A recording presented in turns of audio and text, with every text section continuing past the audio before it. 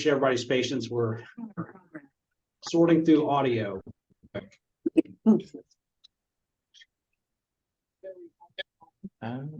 They can hear us?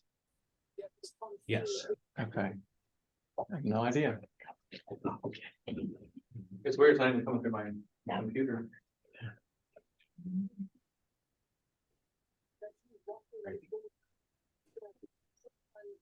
We can try. Somebody can hear. Some audio was coming in from somewhere. Oh wait, here we go. Now we should be able to. Okay, Right. Can someone remotely say something so we can make sure we got the audio working in the room? Can you hear me? Can you hear me? That's weird. It's not even coming through my We can computer. hear you, but I don't know if you can hear us. Yeah, this is John Eaton. I'm on a call. Can you hear me? All right. Something was. Okay, we have sound and we have quorum. So I'll turn it over to Gretchen Bandy, who is standing in for our chairman, Travis Shirley, who is unfortunately has other business today and she cannot attend. So Gretchen is graciously and gracefully will kind of lead us through the board meeting this morning. Okay, good morning. I don't know how graceful this will be. I apologize. I'm working in our Scottsville office. It's a beautiful fall morning. I drove in, got to see the lake, and it was really pretty this morning. So I forgot to book a conference room, so I'm outside in the break area. So you may hear some loud noises. I apologize, but at any rate, we welcome everybody to our meeting, and we'll call this meeting to order. So just for housekeeping, just to remind everyone that if you've zoomed in remotely, to keep your cameras turned on for the meeting. This allows us to see and confirm everyone on a voting matter. That's kind of just a little rule there. And so I'll turn it over to John to get us started this morning. All right, thank you, Gretchen. Let me start by welcoming a few guests. We've got Mark Lord in the room with us. He works for Congressman Guthrie. It's a pleasure to have you join us today, sir. And I know we've got Tim Fleener and Scott Lindsay on, both judge executives. Judge Executive Fleener's from Butler County and Judge Executive Lindsay is Edmonson County. So we're glad to have you join us this morning as well. We do have a couple of new board members that I want to recognize this morning. So Josh Anderson from Monroe County is one of our newest board members, and we're happy to have you on, sir. And then Linda Borland from Butler County is also joining us. So thank you as well. Also, is Joda Johnson on? Joda is on vacation, John. Okay, I knew that she had mentioned that she was going to try to zoom in today. Well, I was going to tell everybody that she just received her doctorate of education and deserves a round of applause. So maybe we'll give her a round of applause anyway, and then have to just tell her all about it, I guess. Okay, so the focus of today's meeting is going to be on strategic goal number 4, which is maintain viability of our financial growth, the quality delivery, and return on investment for job seekers and employers. This is what I call our return on investment accountability strategic goal. We have 4 throughout the year. We kind of highlight or focus in on one of the 4 strategic goals every board meeting. October, we always come into and do our strategic goal number 4. And the reason that we do it in October is because by the time we get to October, we've undergone several audits and monitorings throughout the year. And so this morning, what you're going to hear back on is the external monitoring that took place throughout the summer. And Ben Dennison will, from MCM CPAs, will provide the board a report on how we did on our audit. So with that, that concludes my opening remarks. I will turn it back over to Gretchen for agenda item number 3.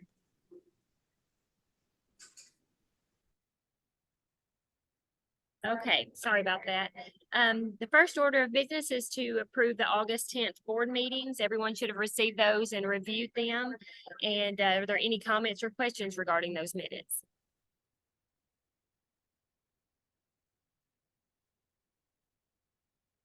Okay, if we don't have any questions or comments, can we get a motion to approve those? I'll make a motion to approve. Thank you. Is that Mayor? I didn't. Yeah. From Edmondson County. Okay, thank you. And do we have a second? I'll second, Gretchen. This is Rebecca. Thank you. All in favor? Aye. Aye. Any opposed? Okay, motion Gretchen, carried. Oh, sorry, go ahead. I'm sorry, I need 2 board members, please. Was the first by a judge?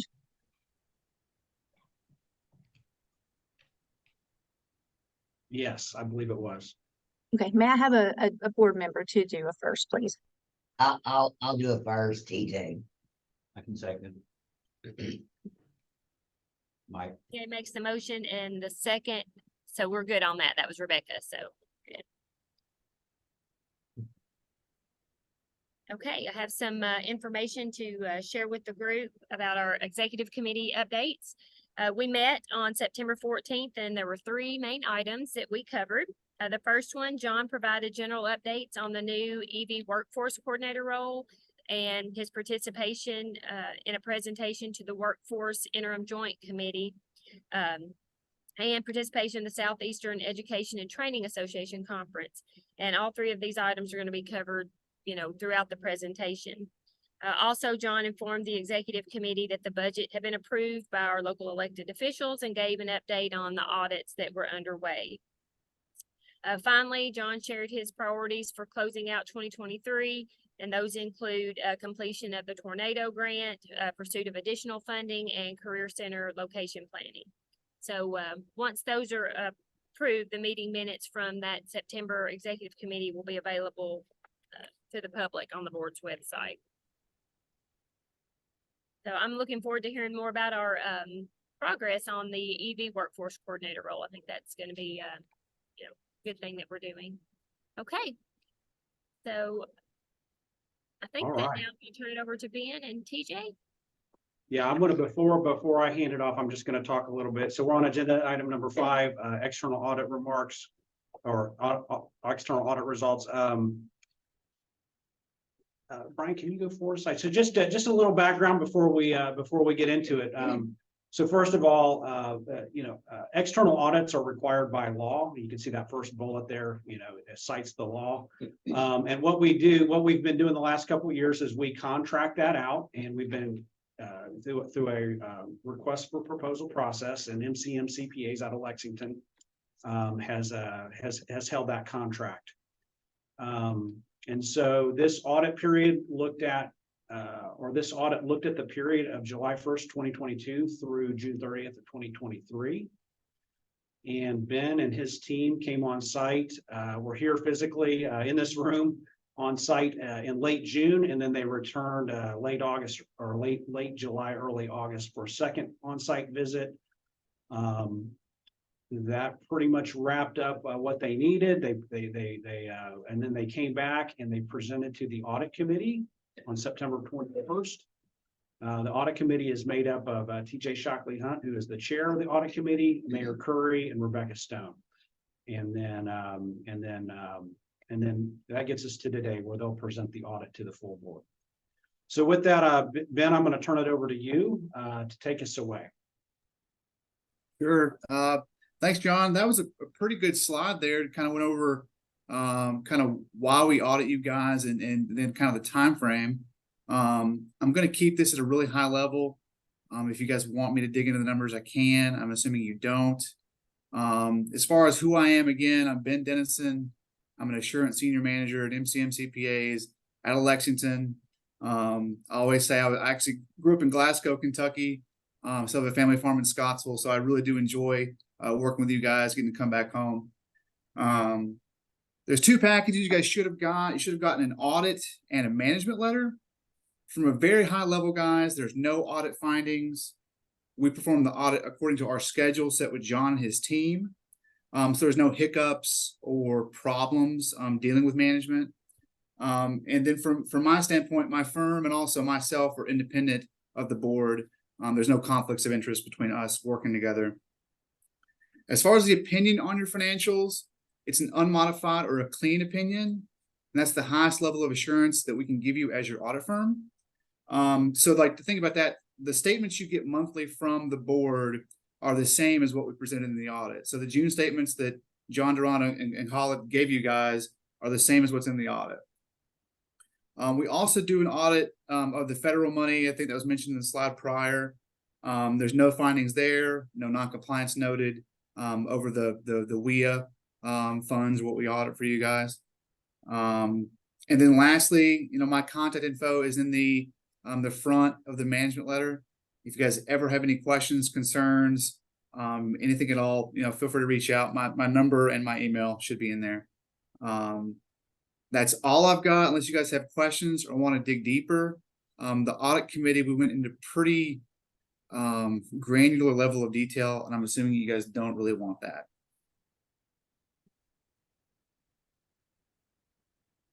Jay? Okay, thank you.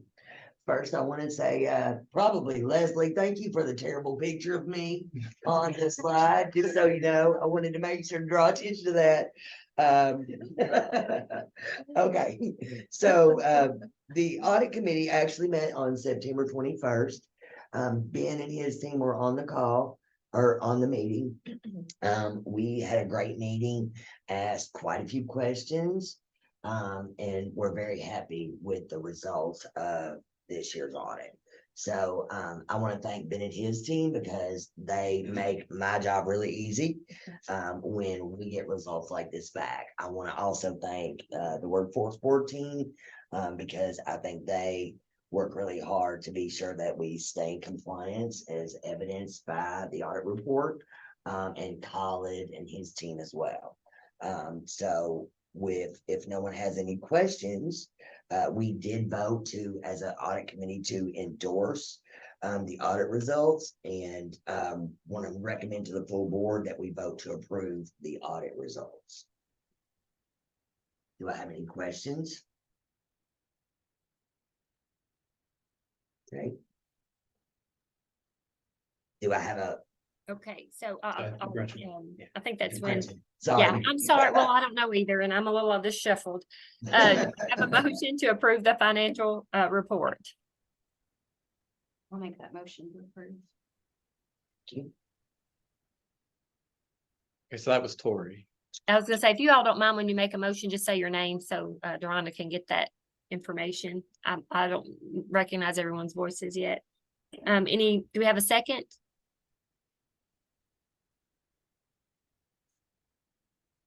This is Mike, I'll second. Okay, thank you. So, all in favor? Any opposed? Aye. Aye. Okay, any opposed? Okay, we'll carry that motion.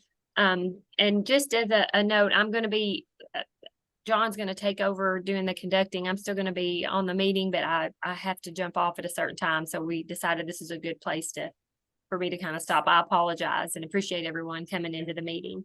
And so we'll go ahead and give the time back to John. Okay, thank you, Gretchen, and thank you, Ben, and everybody involved. We're very happy to have a clean audit. If you pay attention to our finances and the way the financial practices work, it's anything but straightforward. It can be very convoluted at times and difficult to keep straight. So everybody works hard to keep it straight, and we do appreciate the MCM CPAs and the work that they did to kind of look at us. And we always appreciate our fiscal agent Khalid and his team and what they do to kind of keep us straight. So my thank you to all involved in the audit. We'll go to agenda item number 6, financial report, and Khalid, I'll turn that over to you, sir. Right. Thank you, John. Good morning. So for the financial presentation, what we are looking at today is for September. It's the first quarter of our fiscal year. And just for the reminder for all of us, for including myself as well, that our fiscal year starts in July and goes through June. So we already passed 3 months up to this point. So the first column, you can see the annual budget. This is annual budget, what we have, I mean, like all the executed contract, or at least the number what we know as of this point that we would have for FY24. So that $2.2 million, what we know identified or recognized as a revenue as of this point, or at least we know for the budget purposes. Then the next column is year-to-date budget for the 3 months budget. That's definitely divided by 4 for the first column.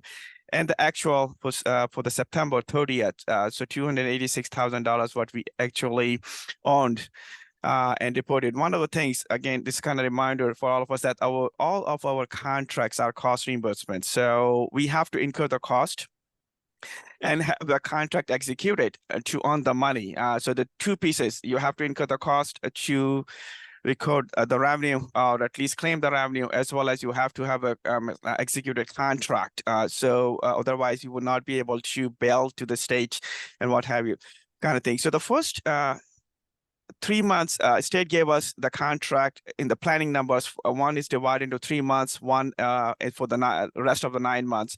So definitely you can see that we kind of a little bit behind in spending. One of the reasons that the actual contract came late. So we were very precautious in using the money to make sure that we can get the reimbursed 100% of that thing. And then the proportion of the first quarter is much lesser than the rest of the year. And that's the way the state been operating for last 2 years and what have you. So therefore you can see there's a kind of negative variance, but it's not actual negative variance. It's just the way we precautiously spend the money to make sure that we earn and collect from the state as well. So $286,000 we earned as a revenue, and same thing you can see the 286 we were able to book as an expense as well.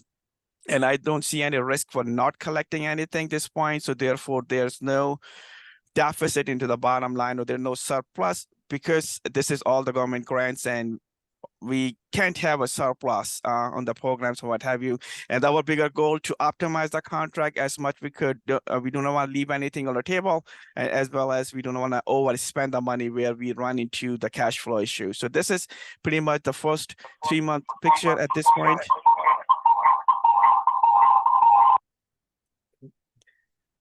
3 months picture for the first quarter financials. Do we have any questions at this point?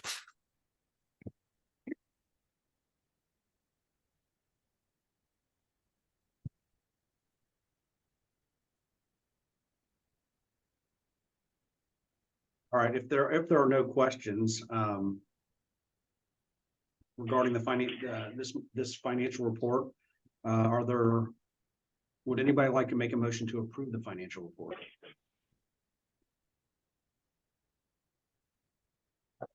This is Rebecca. I'll make a motion to approve the financial report. I second it. Beverly Ford. Okay, Rebecca and Beverly, thank you. All in favor, say aye. Aye. Aye. Aye. Any opposed? All right, motion carries. Okay, we'll move on to agenda item number 7, strategic goals.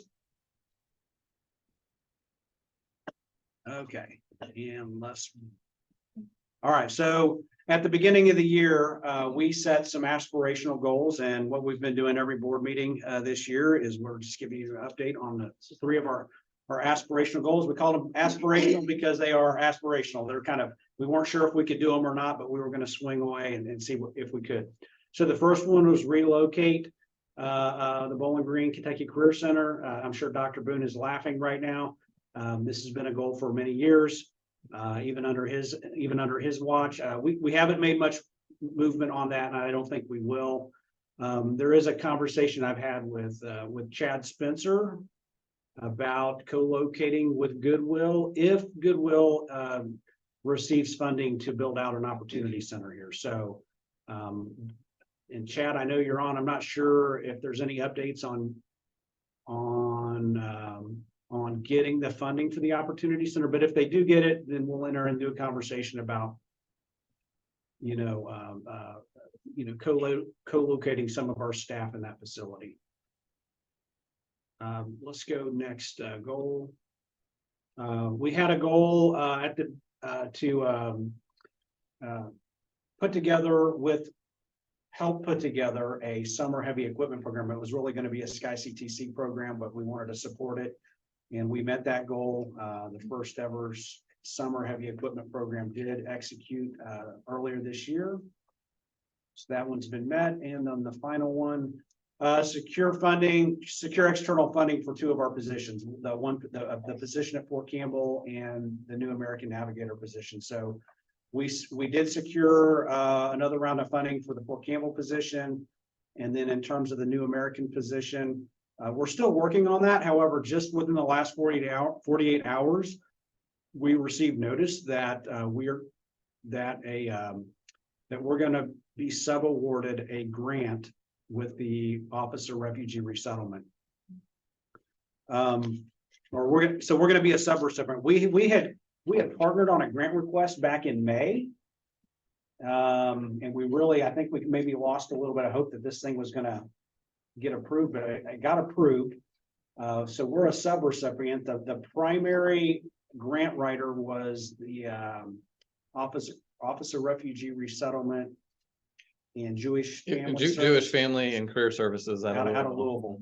So they wrote the grant, we partnered on it. So we still have to work with them to figure out how much of it we're going to get, but it's a 3-year grant. $350,000 a year for 3 years is the total award, we think. And then we would get a slice of that. We just don't know what that's going to be yet, but I think we'll get that figured out over the next couple of weeks as more details come out. But that's exciting. We think that some of that money can, help us continue Anna in her role. But we got to work through some of that over the next couple of weeks. But it's exciting. It's always exciting to be a part of an award that actually gets a grant that gets awarded. So we're happy about that. That's good news, and we'll share more about that as we learn more. Okay, let's move to strategic goal number 1. Okay. I think I've got from here. So good morning, everybody. Yeah, this is where we do our show and tell on our updates, some aspirational goals too that we set as objectives at the beginning of the year without really having a lot of history of data to compare to. So one of the measurements is just our number of engagements with businesses. And this is a duplicated number. I've explained that before, but for any new people or others that might need a refresher, just any engagements that our team has collectively with businesses in our region is being captured in a database called Salesforce, and that's showing our numbers there. And then as far as another metric we were excited to try to track this year was how many actual job seekers are we referring to employers, and each time we make a referral, that's counted as a referral. And so if one job seeker gets 3 potential companies that we've helped them apply to, or we're getting them connected to, that would count as 3. And so you can see we've just blown our goal out of the water there, with just thousands and thousands of referrals again to local employers. So we will most certainly probably break the 10,000 mark at this point, which is a metric again we've not tracked. And so I think we're very proud of it. But it shows the scale of work that has been happening, and especially with the current staff that we have, is happening because we're very focused on connecting job seekers to employers. And then we also made a goal after having many hiring events last year to try to offer nearly 24 again this year. And again, we will hit that and blow past that. And some of that is also because of unexpected things that have happened with some company closures, and Jake and Bianca have brought a really refined plan in whenever those things happen, and it leads to a job fair, and they've seen tremendous energy with local companies wanting to recapture those employees that are being let go from one company. So and then finally, and we'll give an update on this, we've continued to make data presentations and tips and tactics to employers, and we have now completed all 10 counties. And we're not done yet, but we have done at least one round through all of the counties, and we had a goal of trying to get at least 75 employers to come unduplicated. And so as of yesterday afternoon, when we did Simpson County, we had 91 that had attended these sessions. So we're very proud of that. And then I'll turn it back over to John for an update in this strategic goal. All right, yeah, big exciting news. We, as of this week, Career Team has a new full-time position titled the EV Workforce Coordinator. We didn't have to go far to find this person. we had him right in our, we had him right in the organization. So we selected Jake Brown to fill this role. So it's really a lateral move, but he is going to hyper focus on the EV industry in our region and in the Lincoln Trail region. And Jake, I'll give Jake the floor in a minute, and we can give him a quick round of applause. But let's go next slide. I just want to give a little bit of background on this. So, I mean, I've been reporting about this position, our desire to have this position for a while. And I basically worked with the executive director at the Lincoln Trail Workforce Development Board, worked together on a grant request that we submitted up to the statewide reserve or the governor's reserve for this position. Because between Lincoln Trail, which has the Ford Blue Oval project, which if you've been on I-65 going through Glendale anytime recently, it is a massive, massive project. They're going to hire 5,000 people for that Ford Blue Oval facility. And then here in Bowling Green, Warren County, we've got the AESC battery plant, which when it opens, will hire at least 2,000 people, but they have plans to expand to a total workforce of 4,000 people. So anywhere from 7,000 to 9,000 people between these two companies. And these two facilities are only 58 miles apart. And that Ford Blue Oval plant in Glendale is maybe 20 miles north of the Hart County line. And so when you look at labor shed and where the workforce is going to come from, Ford Blue Oval is going to draw labor shed from South Central. And so, typically as workforce boards, we always tend to focus on our own workforce area. But in this case, we felt like it was going to be critical to partner because Lincoln Trail and South Central really have to partner on this deal. Even though they're two different companies, it's really the same problem set for both, right? How do you get a qualified workforce for basically this emerging industry? So again, we work together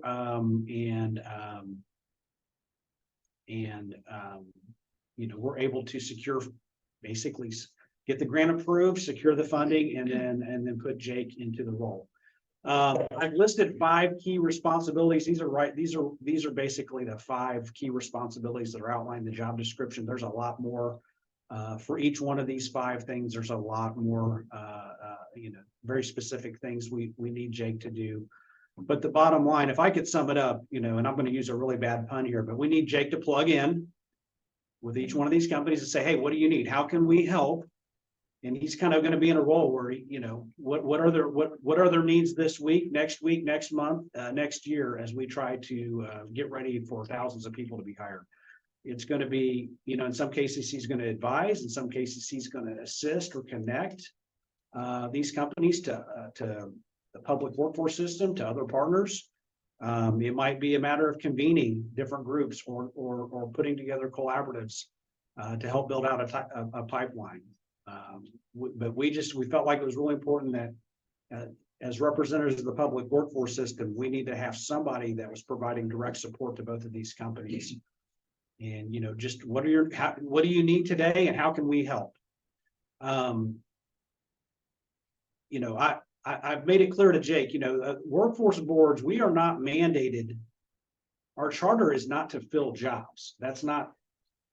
Sometimes that's misconstrued. Our job is to set conditions and to convene and to help build out talent pipelines. But at the end of the day, it's a company's responsibility. The company has to hire the people, and the company has to take lead on filling their jobs. We're just here to support and augment and make sure that the workforce system is supportive of what the employer's needs are. And so that's really, I want to be clear. Jake by himself is not going to make sure 7,000 to 9,000 jobs are filled.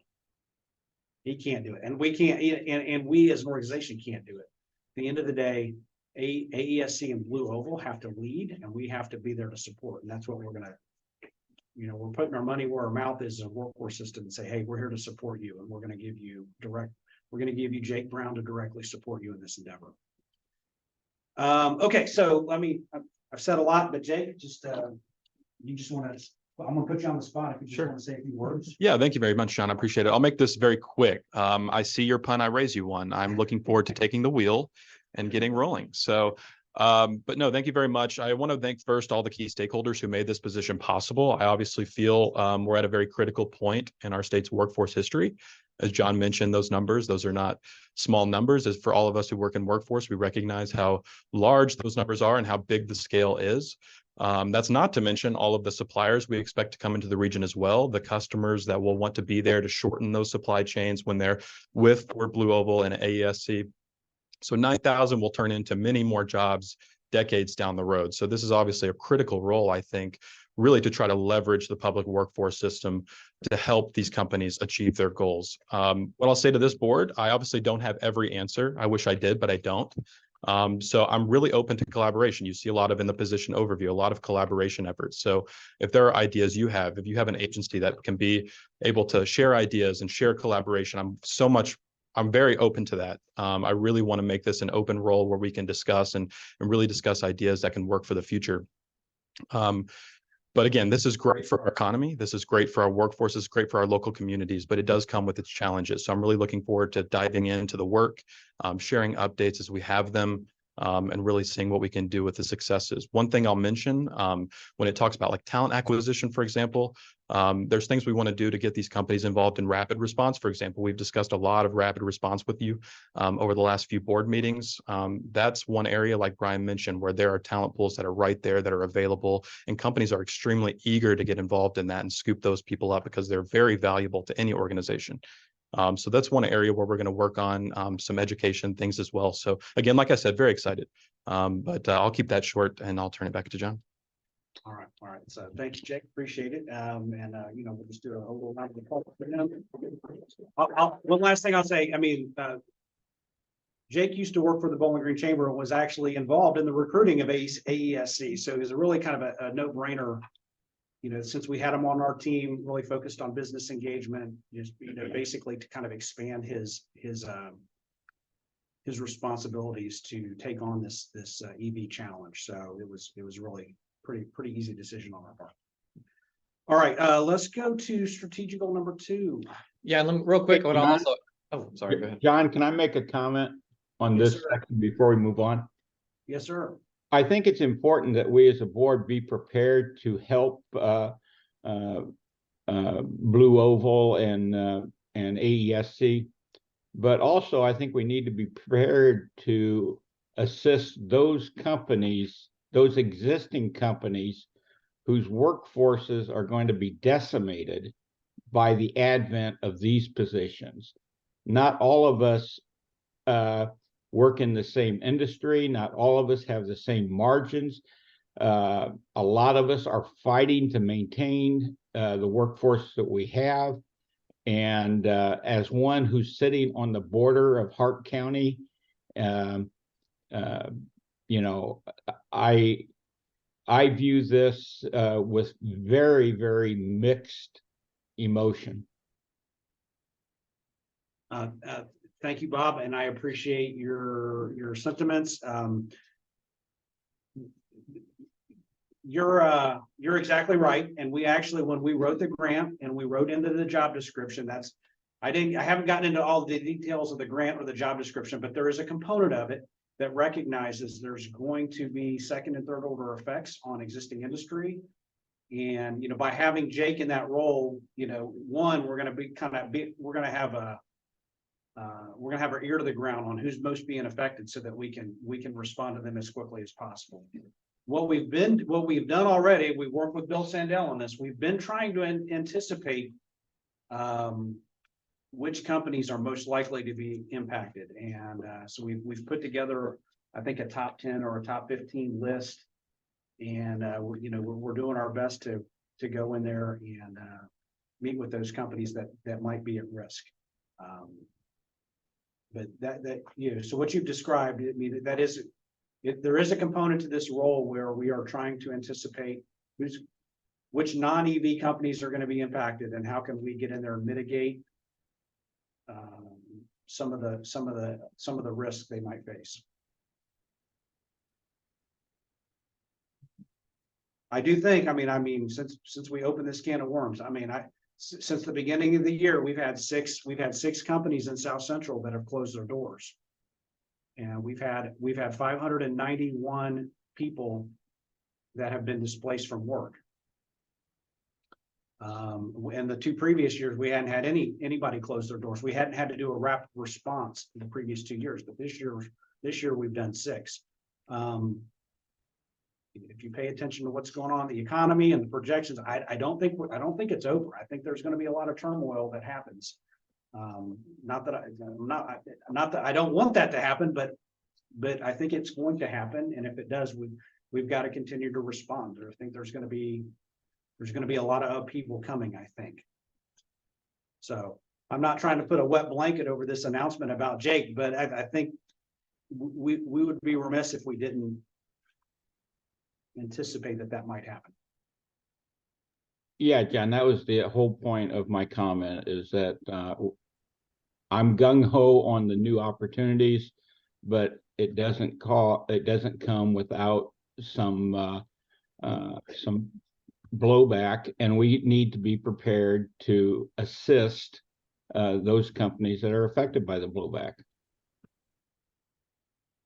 Yeah, I absolutely agree. And Bob and everybody, so I've been in, my team knows this. Last couple of weeks, I've been trying to think about what 2024 looks like for us and where we need to be and where we need to go. And so I've been putting a lot of thought into that. And what I anticipate, I wasn't ready to really talk about it today, but I think I'm going to try to put together an EV workforce committee made up of any board members that want to be a part of it, but I also kind of pull in SkyCTC, Western, AESC, or some of the workforce partners, and just create a routine meeting to kind of figure out, okay, what's going on, what's next. Jake would inform this committee, but try to help us as a committee kind of think about what's going on and where can we rally if we need to rally our support somewhere, or we need to anticipate something, that we've got a people, a group of people thinking about this. So I think that'll come in early 2024. That's what at least I'm thinking about it right now, but I don't know why we wouldn't do that.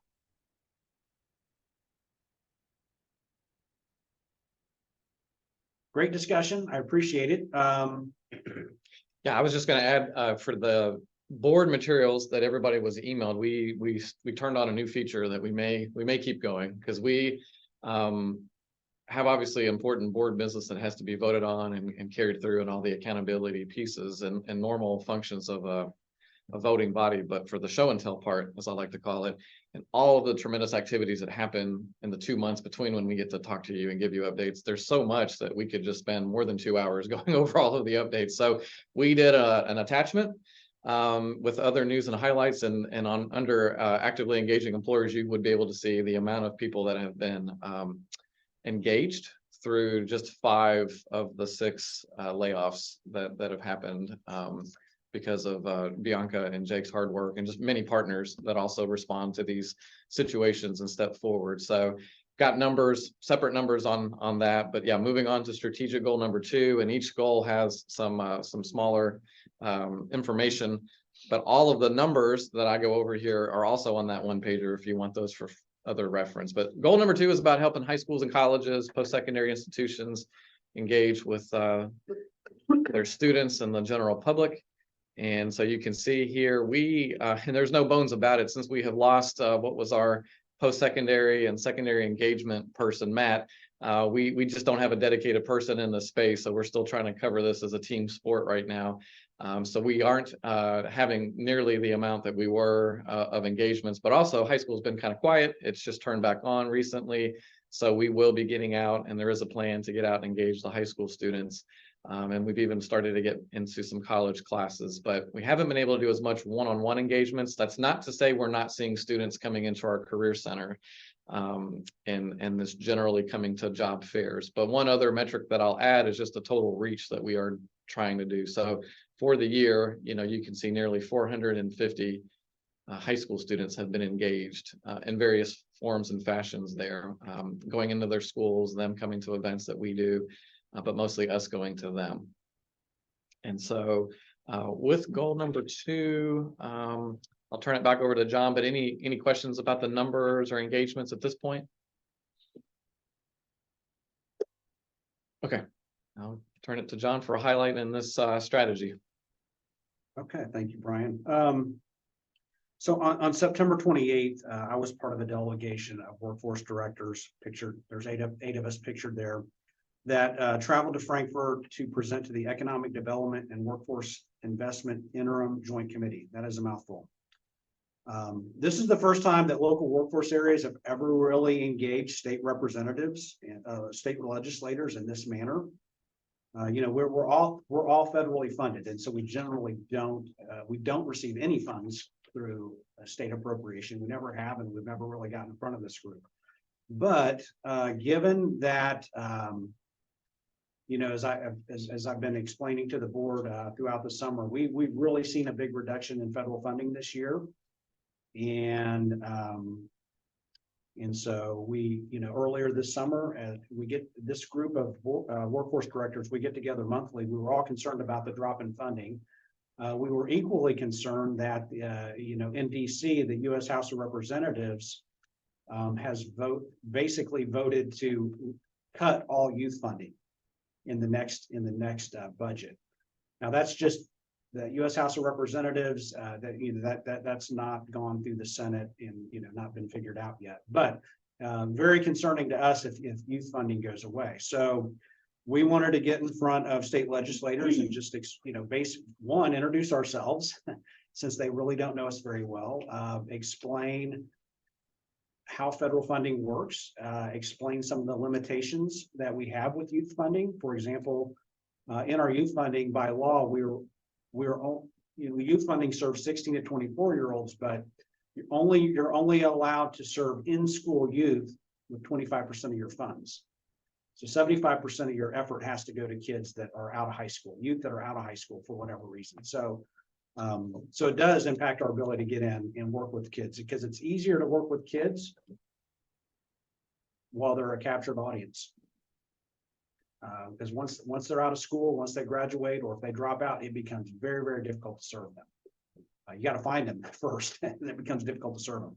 So anyway, we just wanted to introduce ourselves, explain all that, show some of the numbers, and then gauge if there was going to be, you know, how this presentation was going to be received. And I'm pleased to say that the presentation went very, very well.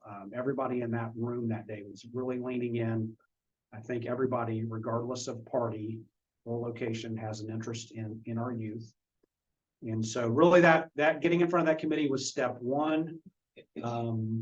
That if you're interested, you can go to KET Legislative Archives and you can kind of watch that presentation on September 28th. It was a good presentation. But the next step is we've now got to go talk to several members that are on the Appropriation Committee. That's where the real magic will happen, if it's going to happen. This group that we presented to on September 20th, they were very supportive, but at the end of the day, it's going to come down to what appropriations and how much money is available and what's going to be the priority. And it's the Appropriation Committee members that decide what's above the cut line and what's the below the cut line in terms of what they're going to fund, what's a priority going to be. So I was not one of the 3 presenters on September 28th, but I'm one of them. But now tomorrow I'm actually going to Frankfurt. I'll be one of 3 people getting in front of Representative Brandon Reed, who's on the Appropriations Committee. Just now we're going to start getting down to brass tacks in terms of what, you know, what's the ask going to be, what's that look like, and we'll see where it goes. We've never done this before. We don't have lobbyists. We didn't hire lobbyists. We're trying to do this ourselves. So I don't know. I don't know how successful we'll be, but we're going to see if we can't get the state to invest in youth. And if the state does invest in youth, it's actually going to be a really good thing, because it's going to give us some latitude. You know, like I said, the federal dollars put some restrictions on us in terms of what we can and can't do for youth, but if you can get outside of federal money, if we got some state money, even if it's just a little bit, now we can serve a wider swath of youth, especially in school. We can get in there and do a little bit more. We can be a lot more proactive with kids before they leave school. So I'll keep you updated on it. But you know, we're gonna see where this goes. If it doesn't work out, I guess we try again in 2 years when they do this again. Are there any questions about this topic? Okay, we'll move forward. Right. So we'll hit strategic goal 3, which is about increasing workforce participation and in particular working with certain focused populations. So some of the main ones are up on the screen. We have added a new one. Last month, we introduced our new staff member that's with a program called Putting Kentuckians First, PKF, there on the top right. So we've included those numbers here, but as far as immigrants, refugees, military veterans, those transitioning soldiers at Fort Campbell, and then our previous version of a reentry grant that only lasted for the first part of the year. So you can see number of engagements getting in front of those folks, number of career services provided to each population. And in fact, for the Putting Kentuckians First, that's actually where they get wraparound support. So they actually get enrolled in a program that has could have one to, you know, several service providers that an individual gets connected to. But that program is growing each day. And then direct referrals, again, showing how many people we are connecting by each population to local job opportunities. Anna's been a little busy, as you can see, blowing it out of the water with about 2,500 referrals there. Probably is that as of today. I updated this earlier in the week. So, and then of course, Mike is getting a lot of soldiers referred and trying to promote their availability to work and be candidates. That's not as much the focus for the Putting Kentuckians First, so we don't have numbers on that. But as far as people that are getting jobs from each of the populations, you can see those as well. And then as far as the total number of people getting engaged in each population, this is, you know, really one of our larger pots here. And we didn't even include a highlight that we will share here just in a minute as far as the New American Job Fair that we did. That's a separate amount of people that got engaged, but these are folks that, again, we're getting in front of them. We're helping them in one-on-one situations, or we're getting in front of them in large groups. And then if we are getting in front of them one-on-one, then how many are we referring to local businesses? So, and then if we can, how many we can track that actually landed a job here. So any questions on the numbers there before we go to some highlight? Okay. Well, I'm going to be doing some finagling with the screen, but I'm going to turn it over to Anna while I do that, and she can tell you about what our New American Job and Education Fair, what we call Network, how that went. Good morning. Happy Thursday. I'm Anna San Cristoforo, New American Job Workforce Navigator for South Central. And we have really a party. We have a job party. It was not only for us, it's for all participants, for all New American, for all people who were, you know, present in this event, who participate in this event. It was our second net, our second job and education, New American Job and Education First, that was in August 24th in Living Hope Center, Living Hope Church. We work very hard inside of different communities, New Americans communities.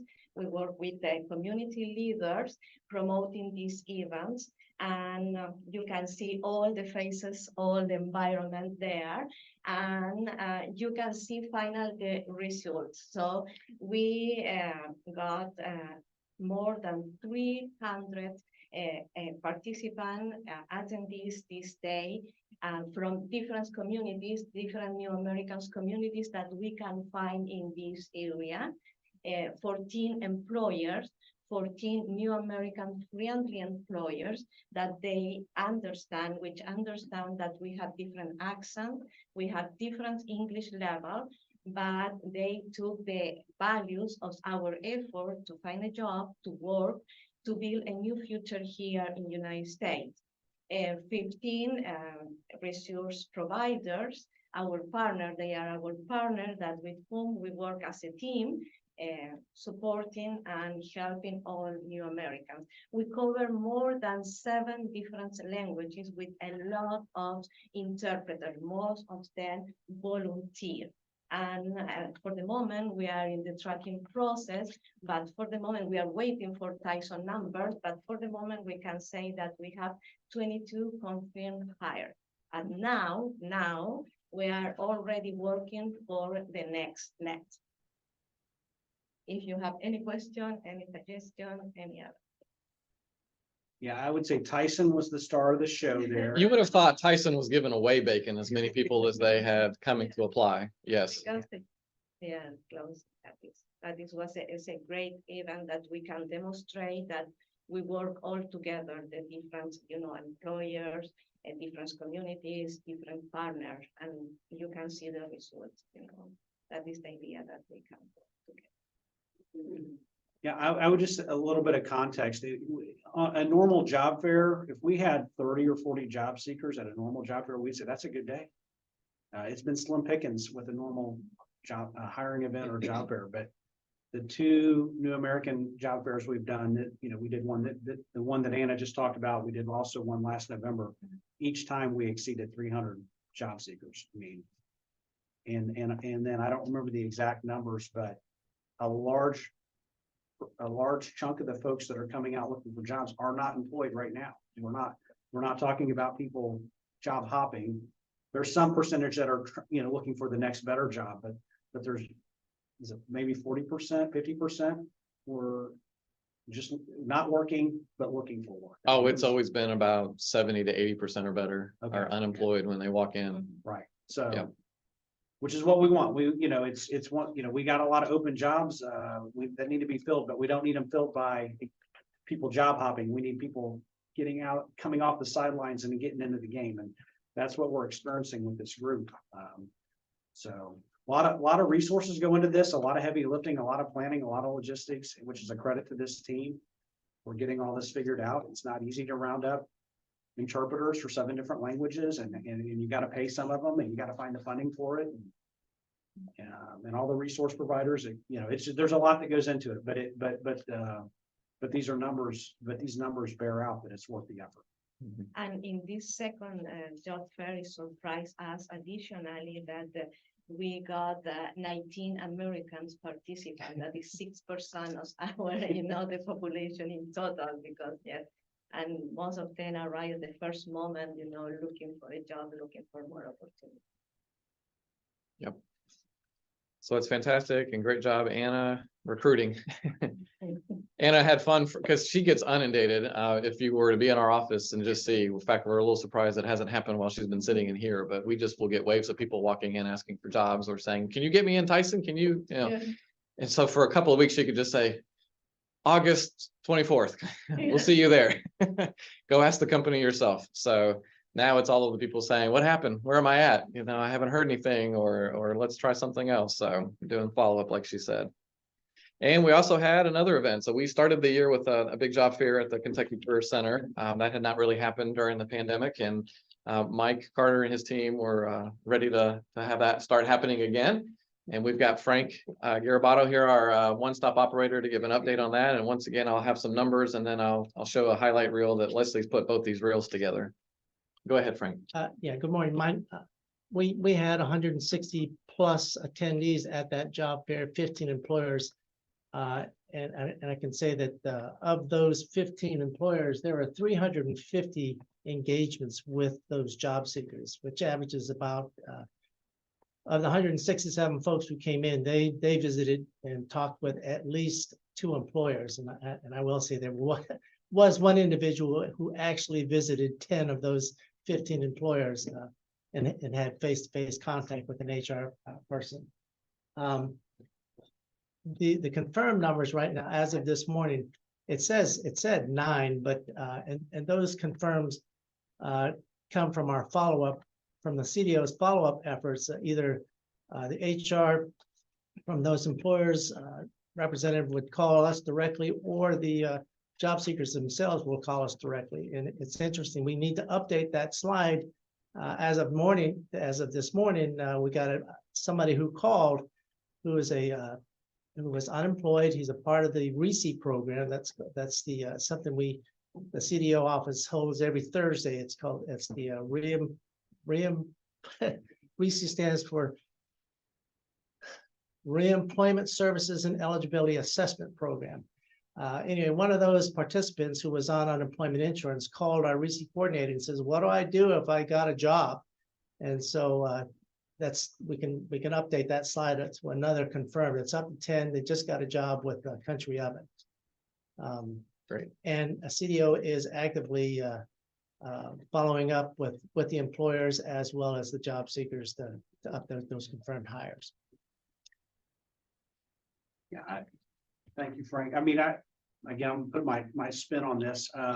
For those of you that are, are new to us or just kind of tuning in, you can see here 160 attendees, 9 confirmed hires. We always, no matter what we do, it's always a struggle to confirm hires. We desperately want to know how many people got hired off of an event that we planned, but people often aren't hired that day. Sometimes they're at the beginning of a hiring process, and employers get busy, and it just gets very difficult to track down who got hired.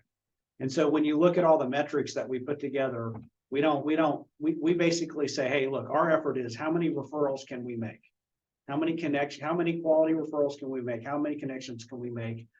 And then we just have to trust that if it's a quality referral, that a fair number of people are going to be hired. But it's next to impossible to get companies or the job seeker weeks after the fact to come back to you and tell you whether or not they're hired. So when Frank says somebody called in and says they got hired by Country Oven, like that's a moral victory. Because most often than not, you just don't get that feedback. And everybody wants, hey, workforce board, how many people got hired this year? What are you doing? It's really hard to track. It's really hard to stay on top of those numbers when nobody reports back to you what actually happened. So, not making excuses. I'm just saying this is kind of the world we live in. Yep, absolutely. So again, team effort for that one. All hands on deck at the Career Center there.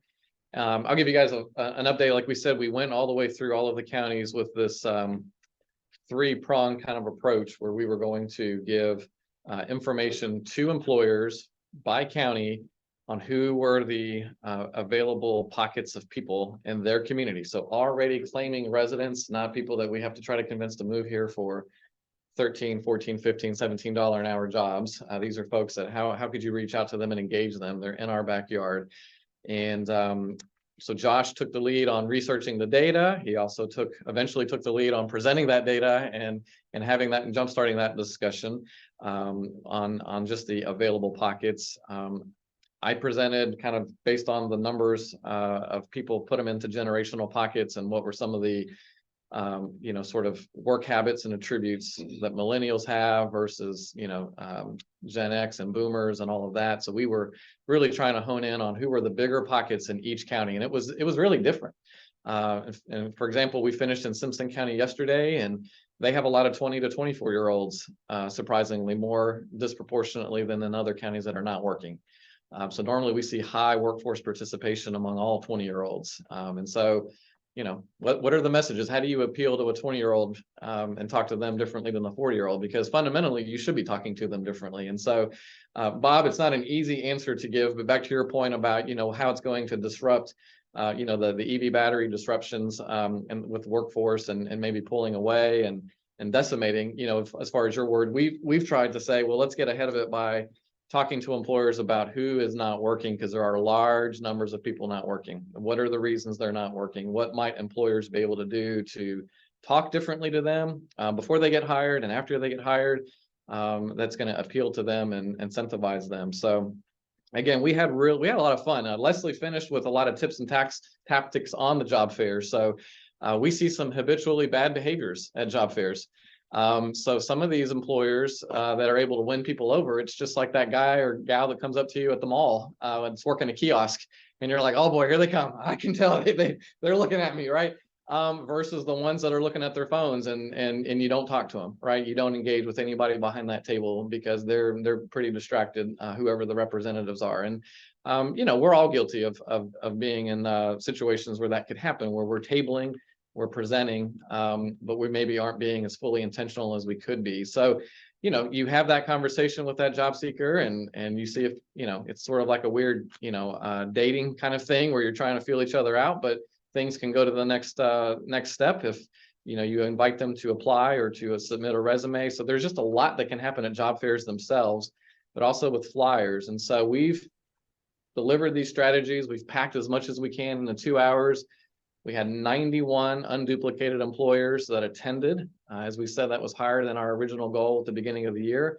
And we still feel like we could have done more.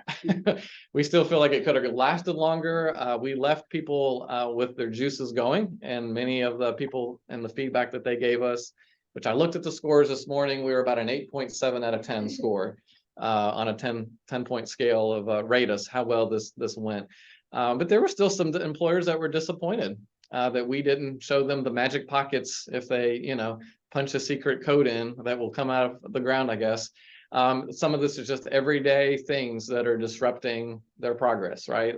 Disrupting, engaging people, but mostly thinking about how to talk to the ones right there in their own communities. So we were able to actually also, Gretchen mentioned this as far as an executive committee update, but there's a conference that happens each year, and we submitted a couple of proposals, John did, and one was on this topic and how we had been laying this out. And so we got to do a show and tell on how we had done these data presentations. And so we had a lot more memes and zingers in it than we normally do when we present to people, but it was very, very well received. In fact, John got to hear this feedback in person, but on somebody that filled out a conference evaluation said it was among the top at the conference, which that's high praise. But many people said it's applicable things that they could turn on in their communities, because we were mostly saying how you get people, you know, you get these employers in a room and, you know, you try to show them things that just happen every day, but also just how to be super intentional, but mostly the scale of people not working that they can understand. And I think that was the most eye-opening exercise when we got people together in the room. So Josh, Leslie, John, anything that you guys would want to add as far as this year-round effort? Yeah, I think overall, like, it went really well, and we got a lot of people to kind of open their eyes to what they can do a little bit differently, and start convincing employers that some of this is on them to start collecting people in. And I think it's a good foot in the door to start into more like actionable things with and for them, you know. So very exciting, I think. I'll add, when we got down to the conference, we were it was a 2 days of workshops. We were slotted on the second day, the last hour of the day on the second day at the beach, at a beach location. So I was like, oh my gosh, nobody is going to stick around for our presentation. But when we got there on day one, from the opening remarks on, just about every single presenter talked about workforce participation and what a crisis it was. We were the only ones on the agenda that had it in our title that we were talking about it, but just about every presentation talked. So at the end of day one, Brian and I looked at each other. We knew, like, well, we're on it. We've known we're onto something, but just you know, it was really reaffirming. And then you can see there in the top right, I mean, we pretty much packed out the room. And these were workforce professionals from across 8 states in the Southeast. And they did stick around. And so so it was really reaffirming. I mean, if you know me, I walk around with a little chip on my shoulder. I take a lot of pride in what we do. And I take a lot of pride in this whole effort that we've been at for a while now. I mean, we kind of told ourselves over a year ago, like, you can talk about it or you can do something about it. And so we're trying to do something about it. Some of this stuff with workforce participation, you know, it's attitudinal, it's generational. It's not something that any one of us can fix. These are long-term. These are things that have to be tackled long-term. But what you can do in the short term is identify the fact that you've got a lot of people not working for a variety of reasons, but there are things employers can do today to get people to come back into the workforce. And that's what this whole effort has been about, is just, once you know that, once you have the data, you can key in on, okay, I want to go after millennials, or I want to go after boomers, or I want to, I want to go after, I can make some accommodations for individuals that may have a standing walking disability. And once I make that accommodation, I'm going to advertise the heck out of it, and I'm going to try to recruit those folks back, from being unemployed to employed. And so that's the whole conversation. And again, it's the workforce collectives, this whole effort across the year to get it all 10 counties and present this, and then going down to this conference and presenting it. It's just, it's been very reaffirming that I feel like we're doing all that we can as a workforce board to tackle this issue. Yeah, it was really neat because yesterday, Cindy Hines, who has a lot of pull in the HR world here locally and in the region, was able to get our Simpson County one yesterday, SHRM credit. And so we didn't do that. That was the very last one, but if we could do that moving forward. So we've got some ideas on maybe how to do that to incent more employers, because again, you saw our budget. We can't pay employers to show up, but if we can give them credit that is recognized in their world, but it's bigger than just HR. This could be, supervisors, there's all kinds of, pieces of management that could come to these things. And if anybody's saying, well, I didn't get to go to mine, when did you guys come to my neighborhood? Well, chances are we probably will come again. And we really want to lean on influential people to help us get employers to show up and hear this. So, yep. All right. Well, now we're here for the ROI goals. So I'll turn this over to John. All right, we're almost to the finish line, folks. Appreciate your patience, but we're almost there. All right. Yeah, Brian, you can just bring all of these up. So very quickly, we've pretty much met all the goals we set out at the beginning of the year related to strategic goal number 4.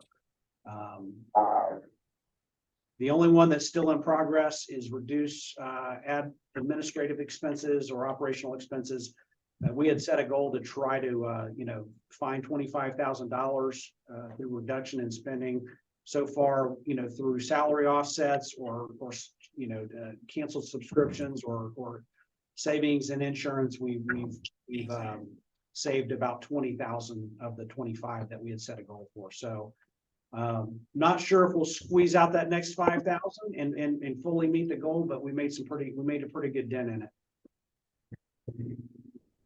So, all right. So last thing I want to leave you with is I thought what I would do is share a visual that's really just a snapshot of all the different work that's going on across this team. I shared this with the executive committee in September, and I got I got favorable feedback on it. Like, wow, this is really a good way to present the work you're doing. So what I've done here is I've just kind of, between individuals on our team and then career development office and career team as organizations, I've really just picked like, what are 3 things each person or organization are working on. It is by no means comprehensive. Brian's got a lot more on his plate than 3 things. So does Leslie. So does career development office. But I just picked 3 per. And if you just like step back and look at, okay, here's what this team is doing on a day in and day out basis, things they're working on. You can see that you can kind of see the breadth and depth of what we're trying to do as an organization. So I'm not going to get into any one of these individually unless somebody has a question about it. I'll be happy to answer it, or we can talk about it. But I just wanted to kind of finish off. I view this as a little bit of a return on investment. Like, you're our board, we're your employees, and I'm just showing you, here's what your employees and the organizations that you oversee are doing in a 1-slide visual. So as you soak that in, if you have any questions, either now or later, please don't hesitate to ask. All right. Well, again, we have reached the end, so we'll just open the floor for board members first. Let me Oh. jump in. So yes, Les, so I see that Joda Johnson has now joined Yes. us. So Joda, thank you for joining us. We know you're on vacation and you don't have to be here, but we did at the beginning, we wanted to recognize that you had received your doctorate of education and just wanted to say congratulations to you. Thank you. Hold on, I got your picture, Joda. I can't, my slide won't get there. There we go. All right. Thank you. So Dr. Johnson is on our board and she's with Kentucky Adult Education. So she's a valued member of our board and this is a big life, personal and professional accomplishment. And so that's, well earned and congratulations to you. Also, I promised Leslie that I would give her a few minutes during this discussion section. And it was up on that snapshot, but Leslie has been working on our website. And so Leslie, I want to give you a moment just to tell everybody about the website redesign. All right. Good morning, everybody. I have been working on our website because it was much needed. If you go to our website now, it's sort of a mishmash. The best way I can describe it is the house I grew up in was originally just a one-room stone cottage, and they kept building onto it. And there was no hallway. You had to walk through rooms to get to rooms. And that's sort of how our website is right now. It's just been built on. So I have completely started over and am in the process of completing the new website. I hope to have a soft launch ready the beginning of next week. And I will have Deronda send out an email and let you guys know. And during that week, if you notice, oh, this needs to be changed, or I hate my picture, use this one instead, I will take all that because we really want our website to be utilized in the best way possible. And we want it to be easy for people. And right now, I don't think it is. I don't think it's easy. And so that it's been a time consuming project, but I do think it will really pay off and we'll have a site that we can be proud of, that we can share. And we'll let you know when the preview is ready. And as a matter of record, Leslie, please don't use my picture that was used today. All right, you send me one you like, TJ. I pulled pictures off LinkedIn of board members, but some pictures were really fuzzy. So I had to try to find other ones. But yes, if there's a picture of you that you don't like, you tell me and send me another one and we'll take care of. I just want to make you laugh a little today. Thank you.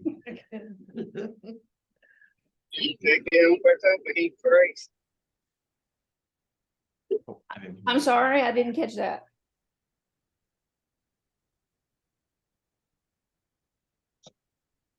Okay. All right. So I guess, okay, back to, so we're in kind of questions, discussion, comment is, I'll just open the floor for anybody that has any comments or observations based on what we've presented today.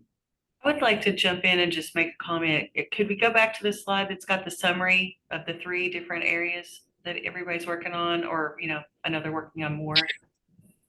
Sure. Just this definitely to me is a really good slide and just shows all the work that's going on. So I think we want to pause and thank everybody for all of their work. There's just a lot of things that I think they do directly address the needs of the employers in this area.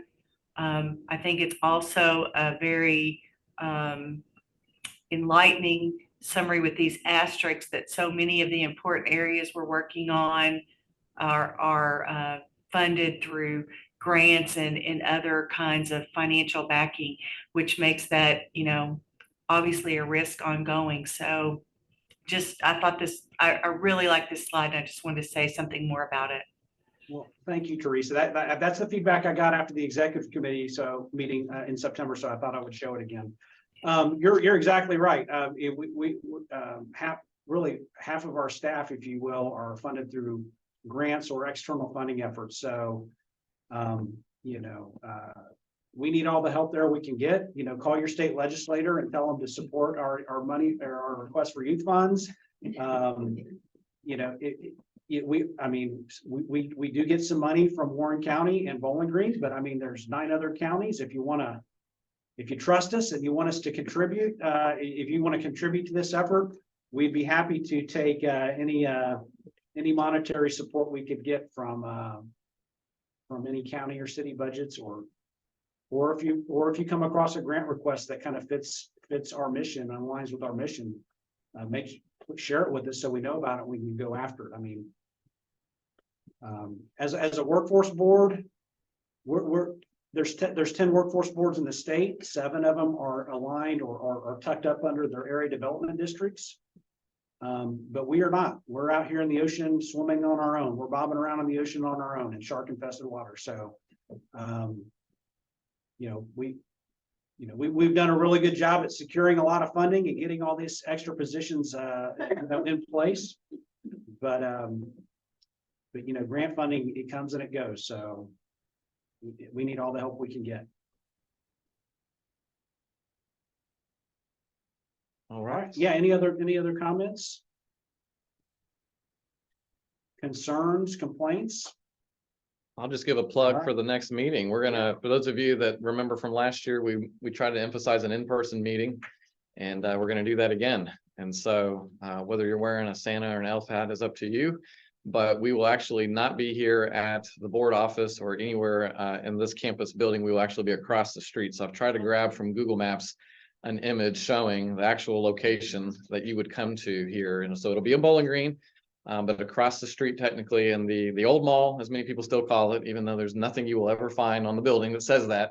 It's notorious as being labeled the old mall, but you can see Chick-fil-A on the left there. So if you're not seeing Chick-fil-A on your left, you're not at the right door when you go to this place. So Chick-fil-A is the landmark. yes, yes. So but you'll see, yeah, right there's a door. We'll have somebody stationed there. It's normally locked, but we'll be guiding people to a nice meeting room that's tucked away in there. And of course, the public, our guests, partners, any of you guys that join by Zoom are welcome to join in person for that as well. So it'll be hybrid. There'll still be a Zoom option, but we would really like to have you in person. It's a good opportunity to meet fellow board members, meet the staff, and of course we'll have some, what I would say, in the Army we would call lickies and chewies. We'll have some donuts and some sweets and treats and coffee and things like that as well. So, all right, with that, I think Gretchen is not available to adjourn us. So if I'll just take the lead there and call this meeting adjourned, barring any objections. All right, hearing none, we're adjourned. Thanks, everybody. Appreciate your time today. Bye.